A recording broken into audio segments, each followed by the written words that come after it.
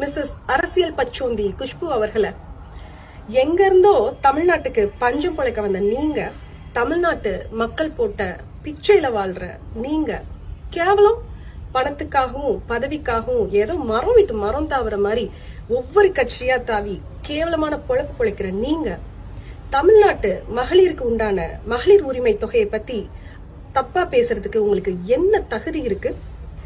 மாண்புமிகு தமிழ்நாடு முதல்வர் அவர்கள் அதுக்கு ஒரு அழகான பேர் வச்சிருக்காங்க, மகளிர் உரிமை தொகைன்னு சொல்லி.